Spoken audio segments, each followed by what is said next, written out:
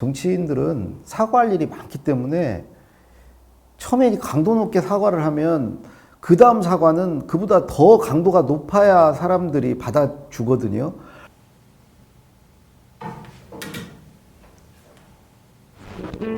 We could drive along an ocean reflecting the sun, or make a bed of green atop a wide open. 안녕하세요. 강원국입니다. 이제 얼마 안 있으면 설입니다. 새해를 또 맞는 마음이 또 남다를 텐데 오늘은 말글라디오 그 말하기에 관한 여러분의 질문에 답하는 시간을 갖도록 하겠습니다.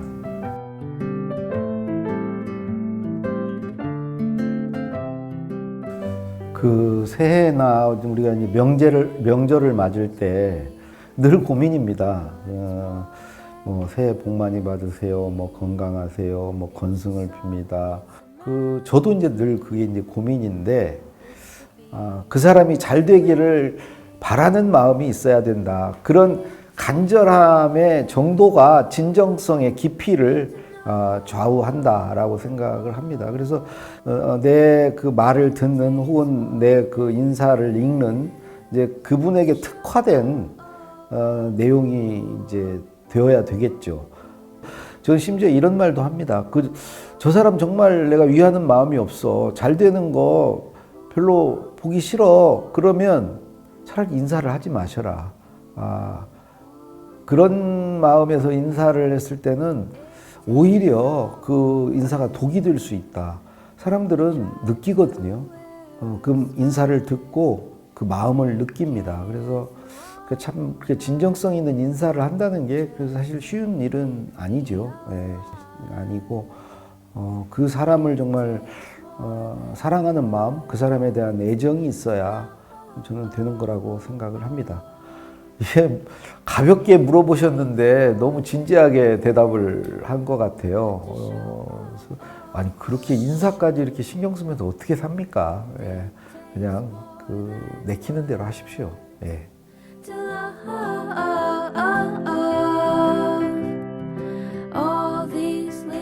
말하고 나면 이제 후회하게 되는 게 이제 그런 거죠. 그리고 이제 내 본의가 그게 아니었다. 내 진심이 그게 아니었다. 뭔가 왜곡됐다. 네가 잘못 알아들었다. 라는 말들을 우리가 이제 하게 되는데 저는 말은 하기 전까지는 내 것이지만 하고 나면 듣는 사람의 것이다. 듣는 사람이 어떻게 들었느냐가 이제 중요하다. 그러면 그런 오해를 최소화하려면 어떻게 해야 되냐? 첫 번째는 그 사람의 어떤 아는 수준이라든가 그 연령이라든가 아니면 그 사람의 성향 뭐 그런 게 있지 않습니까? 그런 보통 눈높이를 맞춘다고 하죠. 어린아이에게 말하는 것과 어른에게 말하는 것 혹은 뭐 어떤 자기의 어떤 이념적 성향이 자기와 가까운 사람과 말하는 것과 정반대인 사람에게 말하는 거 이런 건 좀 다 달리 받아들여지지 않겠습니까? 내가 누구냐가 중요한 게 아니고 듣는 사람이 누구냐 그 듣는 사람에게 눈높이를 맞추고 주파수를 맞추라는 거죠. 좀 더 구체적으로 말씀드리면 세 가지를 좀 염두에 둬야 된다. 하나는 내가 이렇게 말하는 배경 설명을 좀 해줘라.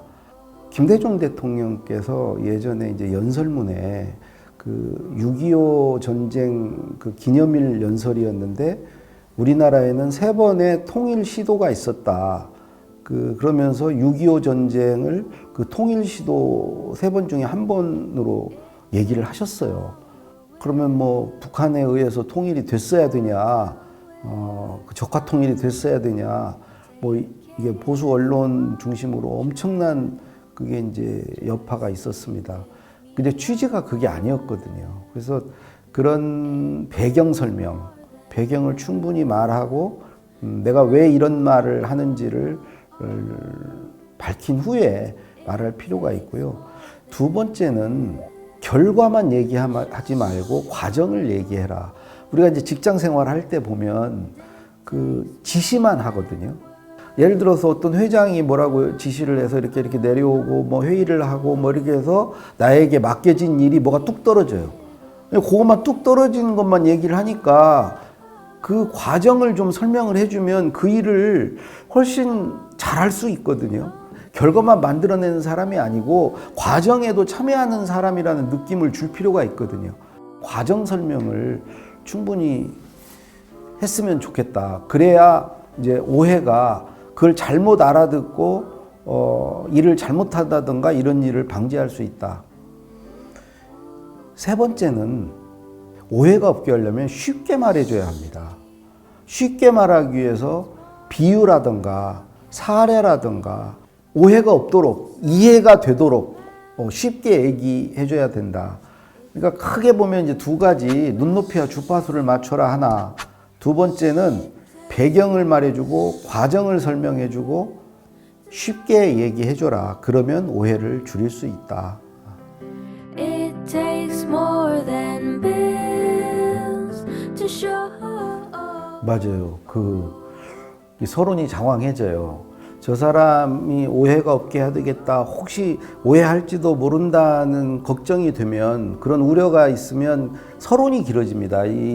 근데 이제 듣는 사람은 또 도대체 하고 싶은 얘기가 뭐야? 결론부터 말해봐. 이런 게 되기 때문에 그 의식적으로 좀 서론을 느리지 않도록 할 필요가 있고요. 또 하나, 다 얘기하고 나서 마지막 꼬리를 길게 느리는 거, 한 얘기 다시 하고, 어찌 보면 서론과 결론은 짧고 굵을수록 좋다.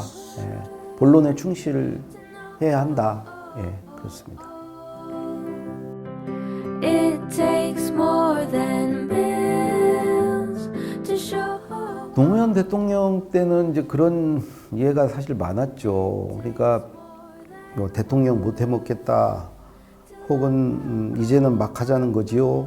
뭐 이런 말들이 거두절미하고 그것만 딱 이렇게 얘기가 되니까 온갖 억측과 해석을 낳았죠. 저게 무슨 말이냐, 뭐 그런 말들이 많이 있었는데, 강의를 다니면서 그런 질문을 많이 받습니다. 어떤 배경에서 이런 말씀을 하셨는가. 그래서 그 배경 설명, 그 말이 나오게 된 경위, 이런 것을 다 얘기를 하고 나면 막상 그 들은 사람이 그 말을 할 수밖에 없었네, 할 법하네 라는 반응들이었거든요.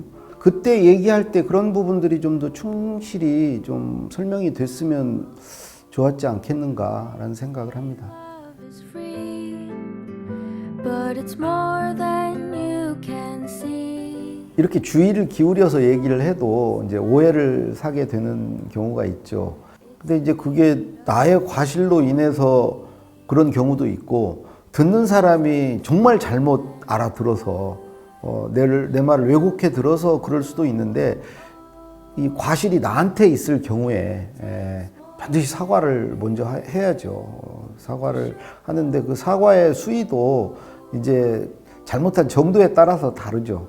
특히 이제 정치인들은 뭐 아주 낮은 수위에서 사과를 할 때는 그냥 유감이다 뭐 이렇게 얘기를 하고, 뭐 좀 더 높이 올라가면 뭐 사과를 한다, 그 더 높이 올라가면 송구하다, 더 높이 올라가면 뭐 거의 뭐 죽을 죄를 졌다는 식으로 이제 사람들의 어떤 대중적인 감정을 무마시키는 사과를 하죠. 그거는 이제 사안에 따라서 사과의 정도를 달리 하는 것이고요. 근데 정치인들은 사과할 일이 많기 때문에 처음에 강도 높게 사과를 하면 그 다음 사과는 그보다 더 강도가 높아야 사람들이 받아주거든요. 그러니까 좀 여분을 남겨둬야 돼요. 처음에 너무 세게 얘기하면 그 다음에 더 세게 할 게 없어요. 그래서 이제 대통령 같은 경우는 이제 임기 5년인데 임기 초반에 너무 세게 해버리면은 뒤에는 그 내성이 생겨가지고 말빨이 안 먹혀요. 그래서 수위를 점점 좀 높여 올라가야 되거든요. 그러니까 이제 그런 것도 고려를 해서 이제 보통 정치인들은 사과를 하게 되고요. 근데 사과하기 전에 징후가 이렇게 보이는 경우가 있거든요. 먼저 내 말을 듣는 사람에게 이렇게 물어볼 수 있습니다. 그러니까 오해의 소지를 차단하는 거죠. 혹시 다르게 이렇게 해석이 되거나 그런 건 없었습니까? 이렇게 물어볼 수 있죠. 근데 그것보다 더 앞서서 말을 하는 와중에 내 말을 듣는 사람 표정을 유심히 면밀히 보면은 오해할 사람은 표정에 나타나요. 저거 아닌데? 이런 표정을 짓거든요. 그러니까 어찌 보면 첫 번째 단계로 표정을 좀 유심히 봐라. 그리고 이상하면은 물어봐라. 제대로 들었는지 한번 확인할 필요가 있다. 근데 이제 그걸 다 놓쳤으면 이제 딱 일이 벌어졌으면 그때는 사과의 수위를 어느 정도로 해야 될지를 생각해서 그건 신속하게 사과하는 게 좋다.